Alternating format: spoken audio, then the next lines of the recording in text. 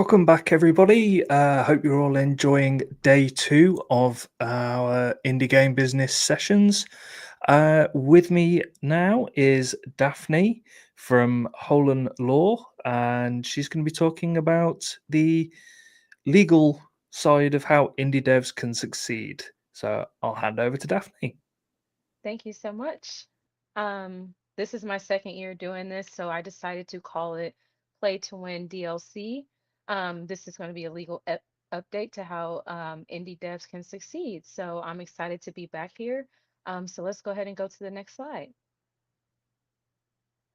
So there is an ongoing indie boom. There have been statistics that have been dropped this year by Unity and some other platforms that are, really showcasing the boom in the indie space as it comes to gaming. So it's imperative to have the legal protections necessary to, ensure success in the industry. And we're going to go through what that looks like. It'll be trademarks, contracts, copyrights, and then some AI implications that have just arisen in the industry. Next slide. This is just a little bit about myself. I am counsel at Hold Law Partners. I work as outside general counsel in the video game, manga, and anime industries. And so I get to represent indie studios for anime, video games, and manga as well. Just a few of my favorite indie game titles here: Stardew Valley, Bear and Breakfast, Is This Seat Taken, Tiny Bookstore, and just a few others that I really enjoy. So I really do love not only representing indie game studios, but participating in playing video games. I've done it my whole life, so I'm excited to, work in the industry as a lawyer and to be able to speak to you a little bit about that today. As you can see, I do a lot. I don't want to read off everything since, we have to get through other, parts of my presentation today, but I do a lot in the industry legal wise. And so I'm excited to share a little bit of that expertise with you today. Let's go to the next slide. So this is about trademarks, okay? So trademarks protect the source of a good or service in commerce, right? So if you're selling a good or a service in commerce, that's usually when you can get trademark protection. For indie studios, particularly, what that looks like is, you possibly getting like your studio name trademarked. If you're creating or developing a game series, you would get that trademark. And so, this is something that's very important to consider. Not only because it increases the value of your studio or your game franchise, it protects against possible infringement and confusion in the marketplace. So, when people see the game that you developed, they know that it comes from you and not someone else that is, wanting to recreate it or replicate it in any sort of way. All right. So you can, like I said, you can protect video game names only if it's in a series. Okay. Trademark searches are important, even if you do not file an application. Reason being, you don't want to possibly infringe on someone else's trademark rights. And so you want to ensure that, that you're protected, but that, as in your created product, but also that you're not, possibly opening yourself up to potential liability. Okay. Next slide, please. Copyright law. Okay. Copyright law is one that, is heavily talked about in the video game space generally because people, say, hey, this game, their art style is similar to another game. We've seen that with the Pokemon and Power World situation, right? People are like, oh, this looks just like Electabuzz, or something like that, right? So, copyright law is typically talked about and discussed a little bit more than trademarks are in the indie game space, okay? And so these protect artistic expression. They can be used to protect the game's code, the artwork, and the music, just for, a few examples. It requires original authorship. So it is important to know who the author is, right? So if you're the author, if your studio is the author, that's what's important for, for the authorship component. And we're going to discuss a little bit more about how AI plays a part in that, in a later slide. But there's considerations as to what's considered authorship when it comes to games or products that are created using artificial intelligence. So the good thing about copyrights is that an owner, like the owner of a copyrighted material, can license as well as create derivatives. So, downloadable content, a part two in the game series. You can also license it to other studios for them to, contribute or to otherwise make, a game, a different type of game. Like maybe if you make like a fighter, maybe you want to, I don't know, make a cozy type of game, kind of like what Pokemon is doing with that Pokopia, I believe it's called. It's like you can give a license to another studio to create a game that maybe your studio, doesn't really create, but you can, obviously, get some sort of rights and income from being able to license that game out. So I think that that's, it's a very important thing to have. Okay. It is important to include copyright notices in games, and you should definitely seek copyright protection because if someone infringes on your right, the only way that you're going to be able to take this into federal court is if you do have the official copyright registration, right? So, that's the important part about copyright. It protects the artistic expression. It allows you to be able to go into court if someone infringes on your copyrighted rights, especially now when you have everything is becoming more digitized. We're uploading games on Steam and some other platforms, right? So, if someone you know usurps your game code or usurps your game in any way, shape, or form, you can obviously do a takedown notice, and that's covered by the Digital Millennium Copyright Act, also known as the DMCA. Some people call it DMCA. Whichever way you want to refer it, that's usually how those are, taken down, and that's how that's protected. And in order to do that, you have to have a copyright registration. Majority of platforms do require that. So I really strongly encourage clients to get their code protected. At the very minimum, get the code protected, and then we worry about the artistic elements on the back end with that. So, next slide, please. Contract law. So, contract law is another one that's big because everyone who's ever picked up a game of any kind has agreed to a terms of service or end user license agreement. Okay, so that is contract law. Contract law is about the relationships and the rights and obligations of a party. Okay, so it's creating whatever the relationship is between you and another party. It's telling you what your rights are, what their rights are, and what obligations, if any, each party has.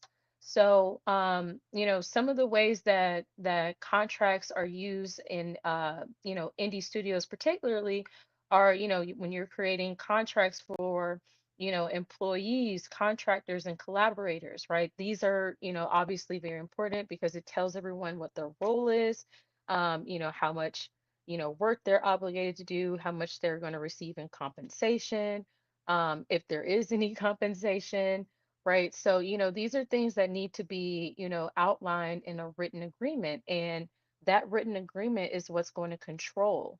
We call that in the law the four corners doctrine. So, whatever is contained within the four corners of the document is what's going to control. So it's very important to understand what's written in the contract, to speak with an attorney if you don't understand, and or have an attorney draft those, right? So, we're ensuring all parties understand their rights and responsibilities.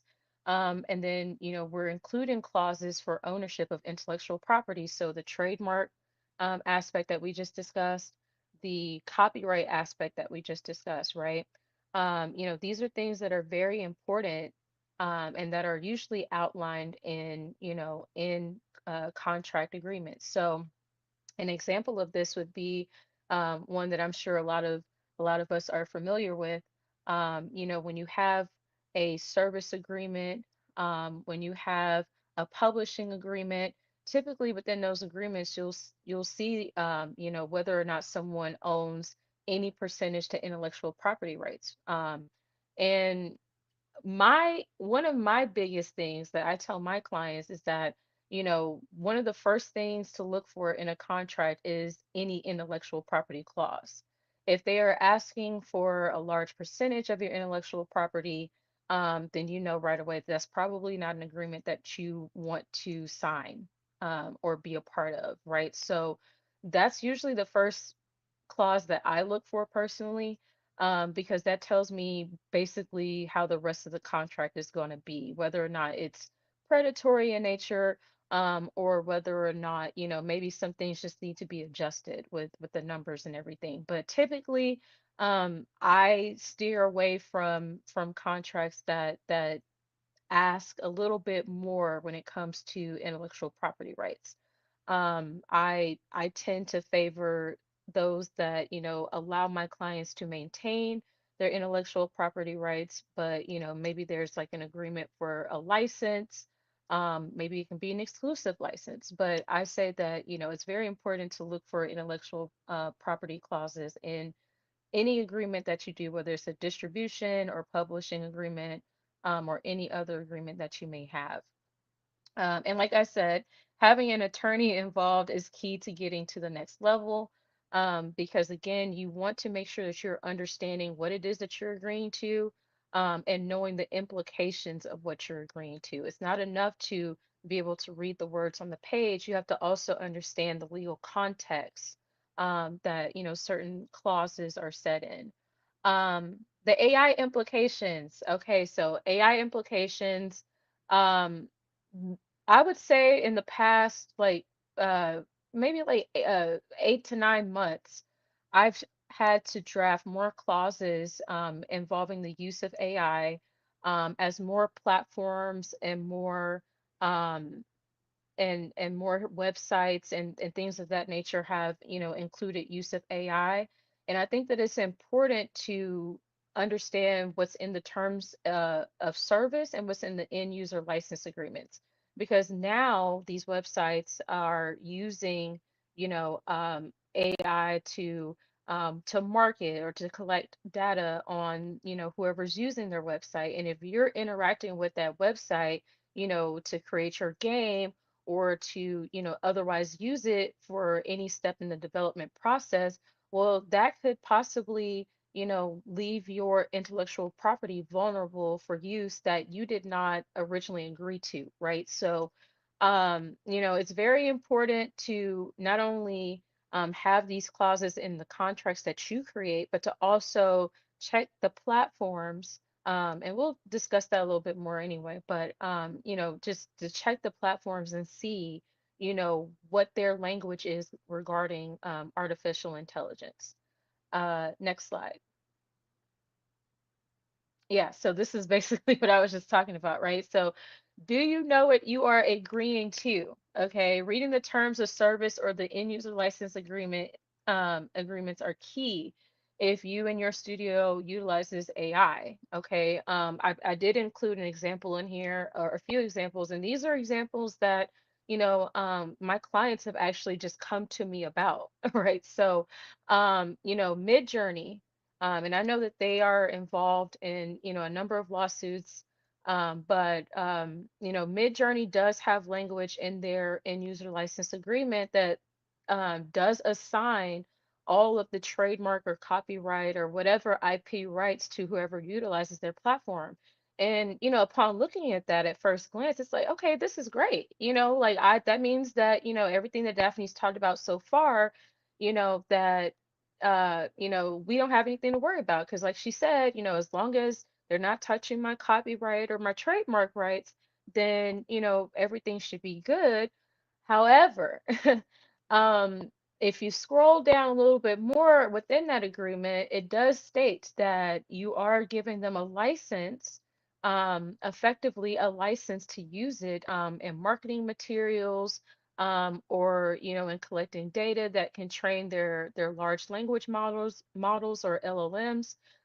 So you have to understand what that means. If you're giving them a license, that means that you're giving it to them free and clear, and they have it and they can do what they want, and within the confines of their agreement. But as you may recall, what I said earlier, a license is typically, a valuable part of being an IP owner, right? Like you're getting paid to license out your IP. You're not just giving it to someone for free for them to use to benefit their platform, right? So this is why it's important to, understand what's in these end user license agreements in terms of service.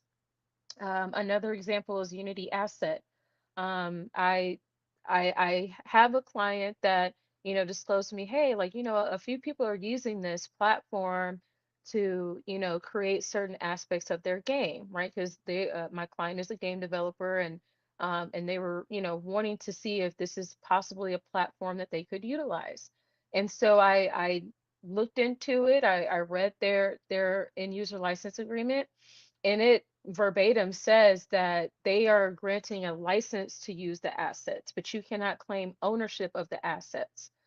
So essentially, what that means is that you cannot obtain a copyright registration if it's anything from Unity assets within like the game code or within like the source code, or within the artistic elements of the game, right? So if you're utilizing Unity assets, just be aware, you may, use it for maybe illustrative purposes or anything like, or something like that, educational purposes.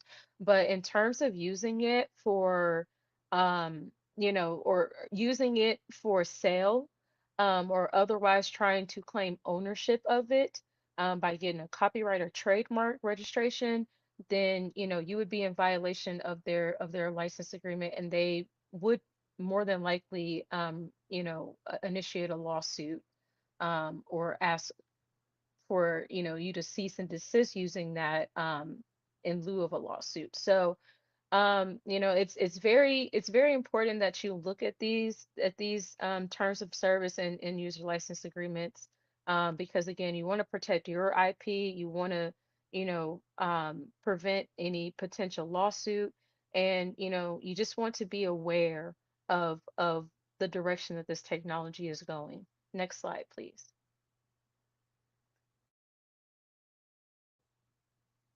Yes, so here's some more artificial intelligence issues that have come up. So just some updates, right? So a lot of us know about the SAG-AFTRA interactive media agreement. Okay, that was in July of this year, and it protects voice actors from AI use. This kind of goes back to what I was saying earlier, right? The importance of copyright rights, trademark, trade dress, all of those things, is that, as a registered owner or as a trademark owner, as a copyright owner, you have the right to create derivatives. You have the right to license. Okay, so that is something that is exclusive to owners. And so, with this new media agreement, you have to, license. They have to ask permission, and then, of course, if someone's like, no, I don't want to do that, I don't want to do that. Now, here's why this is important. Okay. It's important for two reasons. One, if you are wanting to create a game and you want to utilize, someone's voice and or likeness in your video game, you would have to, ask if they are a member, right? You would have to ask them for permission, for express permission, and get a license, get consent, and that sort of thing, and pay them. Okay. You probably would not be able to use AI to, get someone like Zeno Robinson. He's a popular voice actor in video games and in anime and manga, right? You're not going to be able to just use his voice to voice one of your characters. All right. So you would have to be able to ask permission. But also this is important, the simple fact that, if, as an indie studio, you're able to you know, create these video games and have these voice actor opportunities, well, of course that expands your brand and your assets as well. So it's important to understand the implications, so that way you don't leave yourself liable, but then also you can increase the presence of your video game. um so yes, the pu- publicity rights, the Lehrman case in New York and the Vacker in Delaware. So, um, those two cases. Well, I think my slide must have messed up. I apologize. Okay, so yes, the publicity rights cases, again, this goes back to what I was saying earlier about asking for consent when it comes to voice actors, but then to also know what the IP implications were in that. The EU AI Act, it regulates AI based on the level of risk, so that's an important update to know. And that one was interesting because there it looks at whether or not it's a low risk, a medium risk, and a high risk in order to decide whether or not AI should be used in not only a video game but also in other forms of media content. So it's important to understand the implications of that if you intend to have a game that is used or licensed in the EU. Because this is a global market and video game, indie studios, AAA studios, whichever, because some I know that some of you may, want to do business with a AAA studio. You have to understand if you're looking into a global market, what the implications are in the EU and in China, as those are obviously big gaming markets. So it's important to understand what's regulated, and whether or not it poses a grave risk to children, or other vulnerable populations, right? So that's typical, or to data, and data compliance, right? And so that goes into the next point, data privacy concerns. Okay, COPA. This goes into child protection. I believe last year we talked about the Fortnite matter that occurred with the FTC, right? That involved COPA because it involved child privacy considerations. Children that were engaging with Fortnite, their privacy or their data was being used and collected by Epic Games. And so that posed a risk to child privacy laws because they were not given permission by parents. And so it's important to know, if you decide to use AI, whether or not there will be implications. Again, we're seeing issues like this come up with Roblox and some other platforms. So it's important to know whether or not, there's going to be any implications there with that. There are biometric laws in Texas and in Illinois, and then the Online Safety Act and more. So again, this goes into, making sure that you're looking into the jurisdiction that your studio is based in, looking into the jurisdictions that, that your games are going to be marketed to, and understanding, whether or not, your potential AI use or your studio's potential AI use could pose a risk. Okay. Just some copyright updates. Again, I know I touched on this a little bit earlier, but human involvement. Again, the component of copyright law that is very important is whether or not there is original authorship. There have been a lot of questions over whether artificial intelligence involves, significant authorship that could warrant copyright protection. Now the legislative has come back and said there should be some element of human involvement. It's still unclear about what that is. It's still being defined, and there are still cases that are pending, many of which involve OpenAI, Midjourney, and a few other platforms. And so there's not really a clear definition on what, human involvement is, but it's a case by case analysis. They're going to look at the facts of the situation to determine whether or not there was enough human involvement that would warrant copyright protection. And at that point they'll be able to decide, okay, whether or not this should be registered or not. I know, again, AI is a very controversial topic in the gaming space.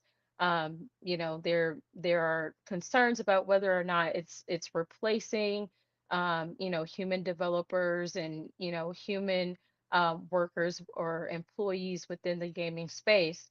I personally believe, legally, we're just not there yet to answer a lot of the questions of whether or not it can. Because again, the copyright, updates from, this year and the year before have made it clear that, the law is not ready to, fully, you know, it's not there yet to it's not evolved enough yet to answer a lot of the questions concerning AI, and it's very clear that there needs to still be some human oversight and involvement. So I think that that's very important to consider, in your studio when it comes to utilizing this tool. And then also if you're, not really for utilizing this tool, it's just good to know what's happening, since this is a tool that is evolving and is being used within the industry. Next slide, please. And yeah, so are you ready to play to win, right? With the increase in indie studios, legal protection is important more than ever. So again, just to recap a little bit of what we talked about before I go into questioning, trademarks, you want to make sure that you protect the source of a good or service. With copyrights, this is artistic expression, and you want to make sure that you're protecting your game code, your music that you're using, your artwork, right? And with contracts, you want to know what you're agreeing to and what the implications are, but also you want to make sure that you have, ironclad contracts that you use in-house, with your, contractors, with your employees, and with, any other third party that you intend to work with, right? So you want to make sure that you have everything that you need and that you understand what's happening, when it comes to artificial intelligence, so that way that you are equipped to, not only protect your IP and your studio's reputation, but so that you know how to use these tools if you decide to use these tools, or to counteract these tools if you are not a proponent for these tools. Next slide. All right. I hope you learned something new, and that's just my information. I really wanted this year, because last year I know I spent a lot more time talking, but I wanted this year to be a little bit more of me answering some of the questions that I got, because I know I had a lot of questions last time. So I wanted to make sure I left enough time to get to questions. So, um, I believe Tom. Yeah. Yeah. Yes, I want to get to questions. Sorry. No, no, that's no problem at all. Um, okay, let's see what we have. To do. So we've got a comment from YouTube from Cybershell. He says that game devs who release their games too early to the public, they're super vulnerable to the trademark laws. Is that something that you've noticed in your experience? Yeah, so I think I understand what they're saying. So, um if I understand correctly, right? I think that it's a good idea, and this is usually what I tell my clients personally.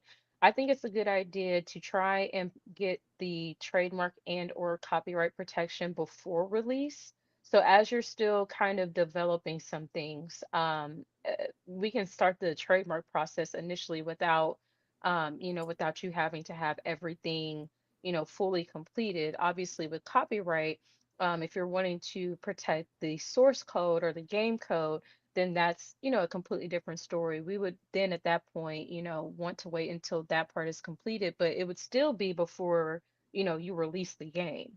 Hmm. And main reason why we want to do that is, we want to make sure that, we're protecting against infringers, but also, possible liability as well. If there's, some sort of implication, maybe, and I've seen this done before actually, like maybe you're using something that's a part of a franchise, right? Or maybe your studio name or whatever game name is something that's already registered in the system. Well, we would want to know that before you release your game.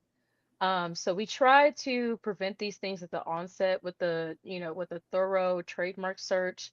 And then also just like, doing research on the copyright aspects as well. So, Cool. That kind of feeds in with chaotic pause question. At what point in the process should you trademark? mhm. I mean, it should happen as early as possible. I'm not going to say you have to do it the minute you think of a game. But it's typically if you already have a studio that's up and running, you want to at least have the studio name trademarked, as it's engaging in the business of, video game production. And that is a service. And so that's something that you would want to get trademarked. If you are working on a game series, that's a little bit trickier because, again, with video games, you would have to have the series trademarked. And so if you have a series, or if you know that you're going to have a series, then we can file that application early as an intent to use, meaning that you're not using it in commerce now, but you're planning to use it in the future, right? So we can do that for like a downloadable game, or if it's hard copy, we can do that for that as well. But I say it's a good idea to think about those things early on, so that way you're protecting your rights and you're not leaving yourself open to possible infringement. Cool. Hope that answered the question there, chaotic. Got another one from YouTube. This one's from Vapor. Um, we're a small studio and we're looking to take on contract dev work to help fund our internal projects. What sort of legal documents, if any, should we have to present clients when agreeing to work together? Yes, yeah. So, if you're looking to take on contract work, um, I would say this, right?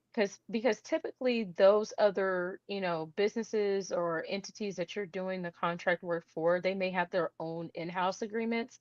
But if they don't, then what you're more likely looking for is a service agreement, and you would want to make sure that within that service agreement, there's clear language as to who owns the IP.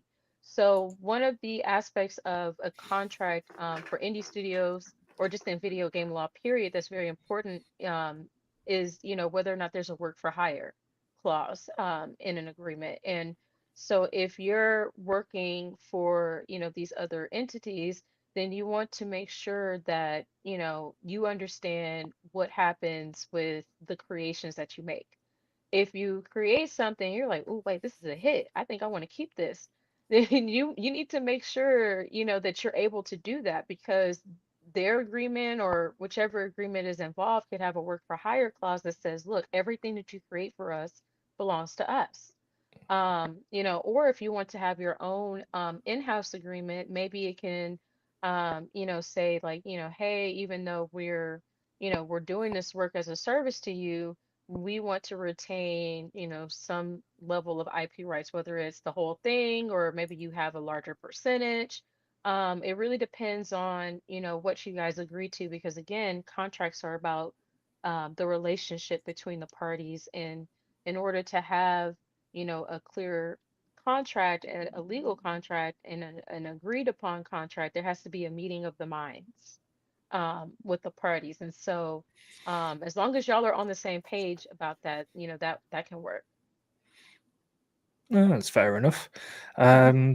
They've got a follow-up question. If there's a a time lapse, so like a gap between initial reveal and release, do we need to worry about trademark or copyright expiring? Hmm. No. And so here's the thing with that, right? Copyright rights, and this is how it differs from, well, this is another way it differs from trademark rights. Copyright rights are had the minute that you put something that can be perceived or copied, right? So the minute that you create something that can be perceived and copied, that's when you have copyright rights.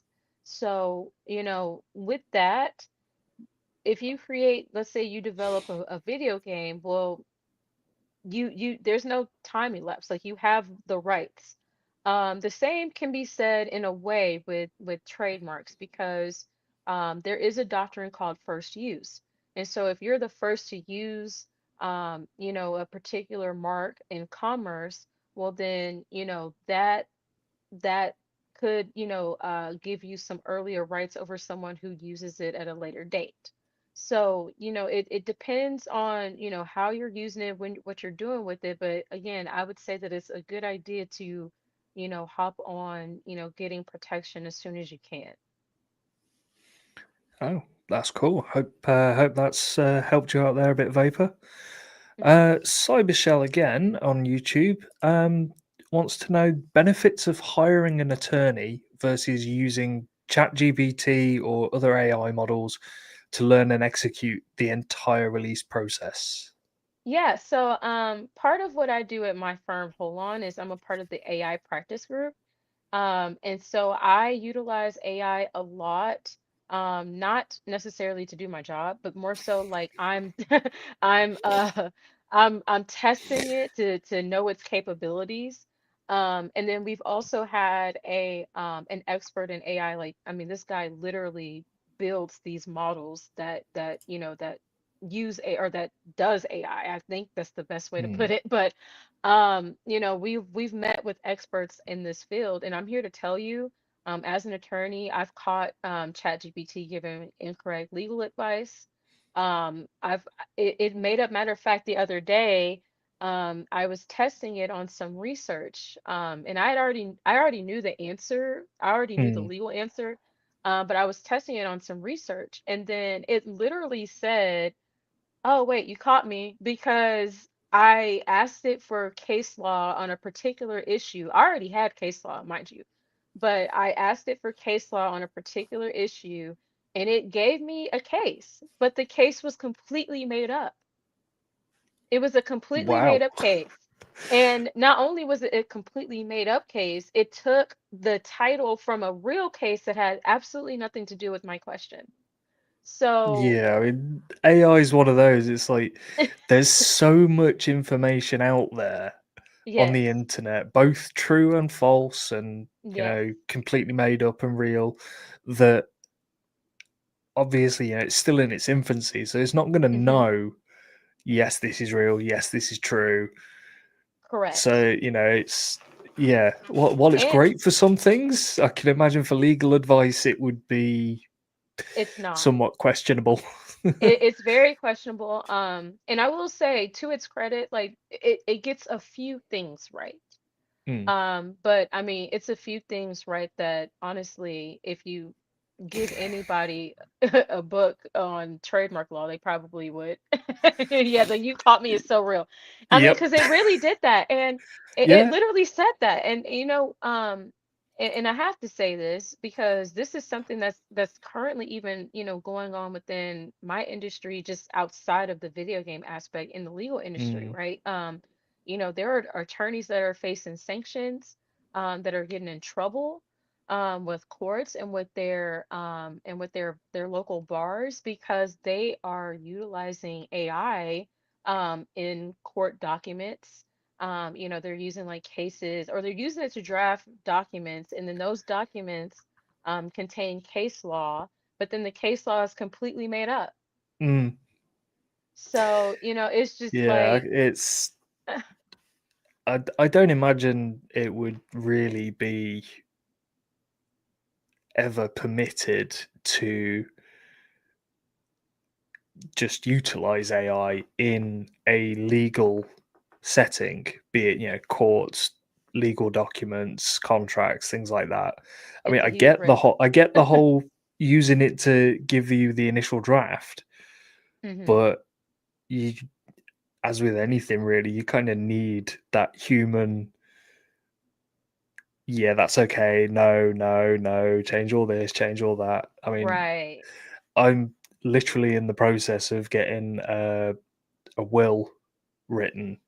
Oh. Um, because like I've just moved house, and it's like, yeah, we highly recommend you get a will, especially because I'm now living in a different country to where I was before. Still part of the Hmm. same, still part of the UK, but a different country. There's different Right. laws, Right. and I asked our solicitor,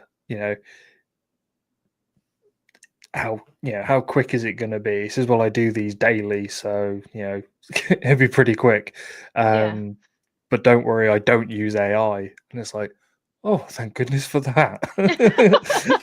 Last thing I want is any beneficiaries of mine getting screwed over by AI. Yeah, because it's like, and even like you said, even if you use it for like an initial draft, right? Which I've done before just to test it. Mm, I've used it to kind of just start like the outline, but I still fill in the meat of it because mm. I know what it needs to say. I know the law, and I know how to research and get actual case law and not. Yeah, I know where to you, you look and you I know know how you to know look for exactly where it. to look. Yeah. Yeah, like it's different. So one question really that I wanted to ask was, Oh yeah.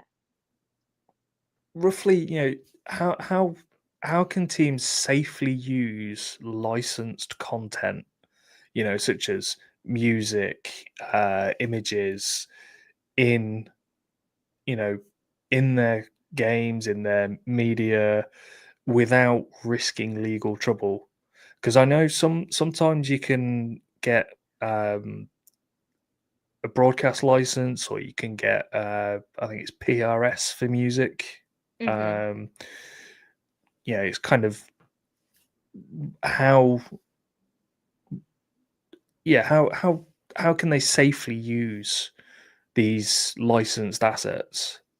Yeah, so it really depends on, the entity that's that's controlling. So, I'll give an example. I know like here, we have BMI and some of these other entities that give out licenses not only to just for video games or whatever. Like, I mean, they do this for like restaurants. Hmm. If you want to have a band or an artist come and sing, or if you want to utilize the music even just to play in the restaurant as people are eating. Hmm. You have to go through certain entities to get those licenses. I think it's important to do the research to see, which entity is, in control of giving out those licenses. Like who is paying the artist, right? Hmm. If it's one of those situations where you want to use like a character, I know Nintendo, Pokemon, Disney, like they have an office. I know I'm using big guns, right? Oh, But Disney are and they're the most notorious for it. and they're the most litigious ones, but that's why it's important to use those as an example. Hmm. Because they love to haul anybody into court, right? So, I know that they have specific offices that oversee, license requests and they ask for certain information and then you have to pay a fee. That's the thing. People don't want to pay.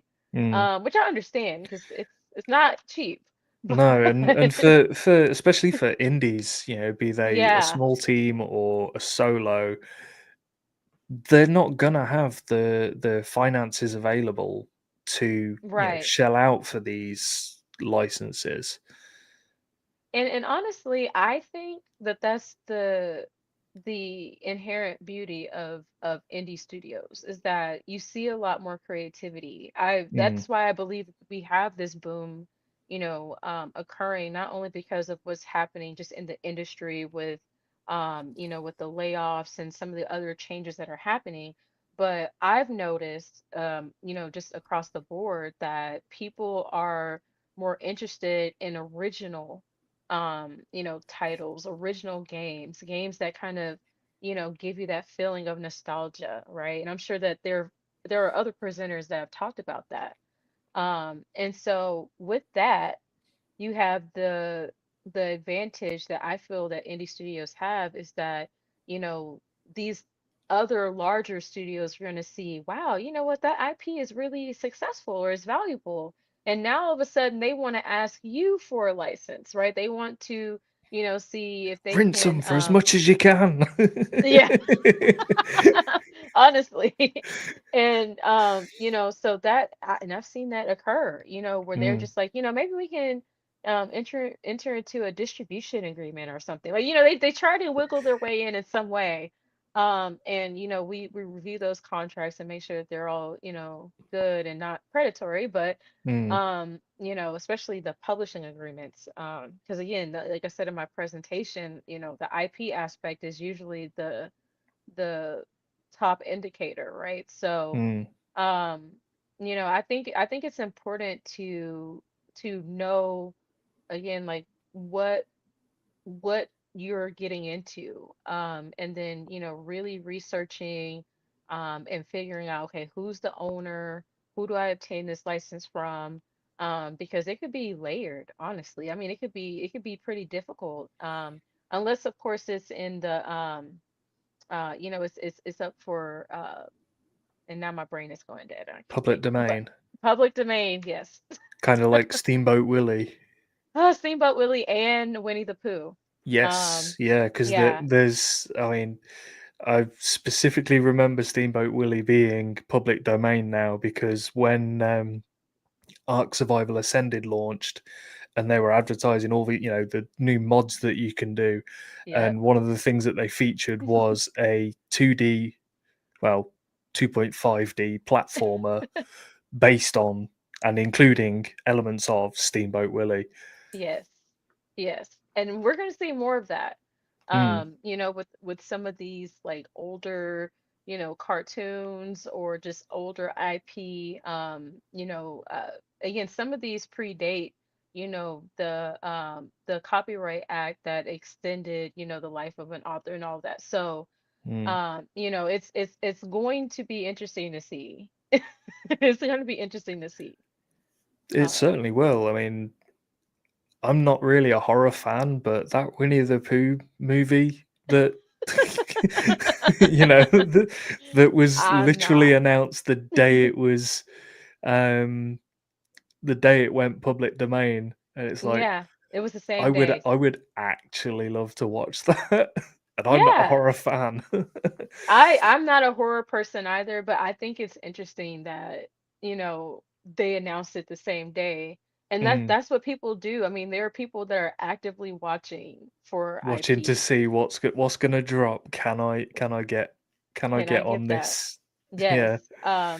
But that happens even with and this goes back to what I said in the presentation. I mean, people are actively watching IP, period.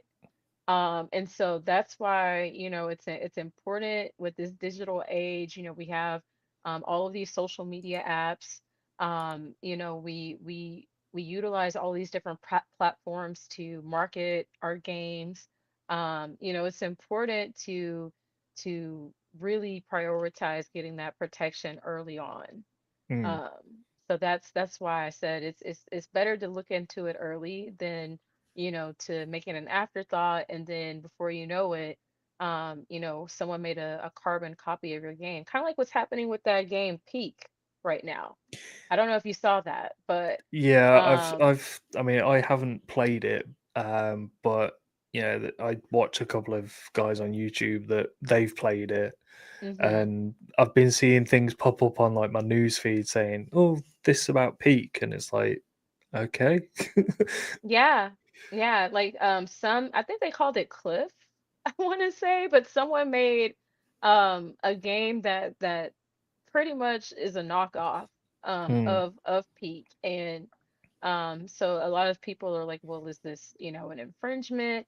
And I say it depends. I haven't really looked into the elements I'd, of that other game I'd say it completely, probably but depends on who got who got the IP registration first. That is a part of it, but it depends. So if someone gets, let's say they filed an application and they got a registration, depending on how they filed it, there are ways that you can seek to get their trademark canceled if they did it in nefarious ways.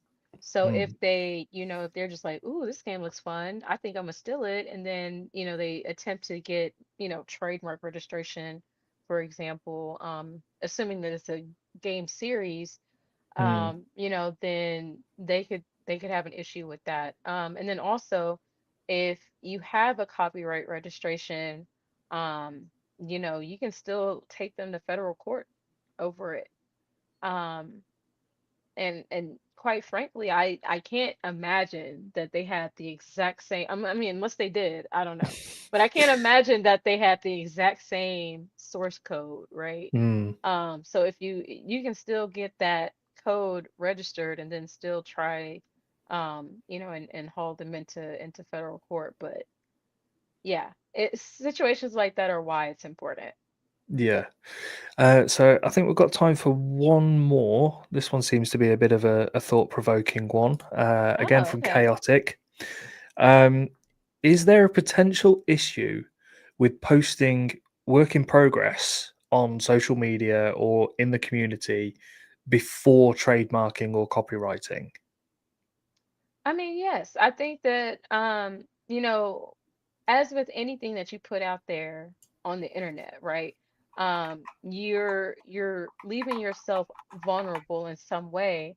I do not think that it should, completely prevent you from marketing your game. Like I'm not here to fear monger, right? But I do think that it's important to, make that an early consideration, so that way you can rest assured if someone does something out of line that you can address it. That's something that I do with all of my clients. We hop on that right away. Mm, We initiate the trademark filing for like their studio. We initiate it if they have a game series. If they know it's going to be a game series, because you have to show proof of how you're using your mark in commerce for trademarks.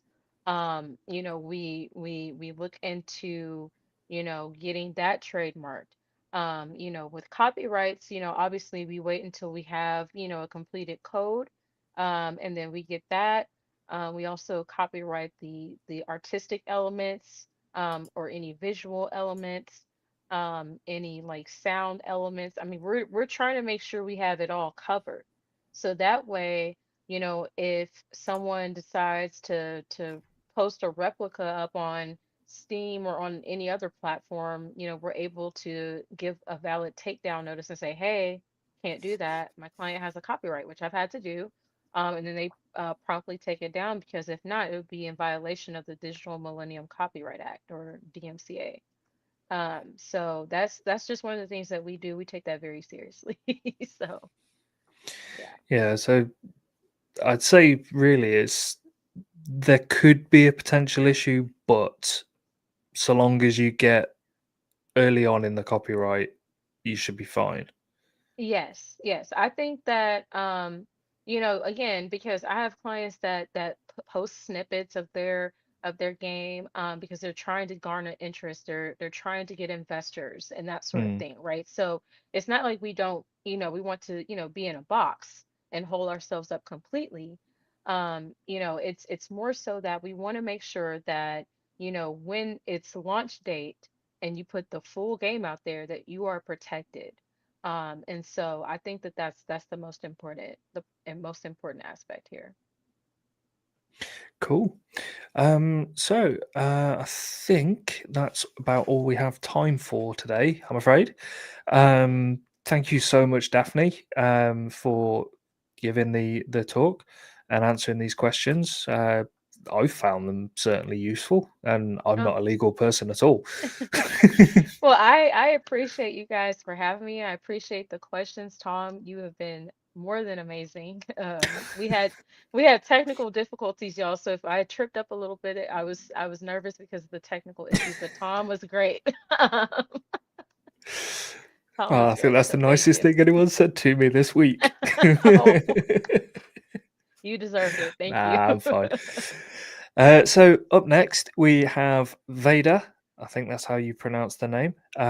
With an interesting little segment that involves a game of bingo. So yeah, be sure to stick around, and we'll catch you all later.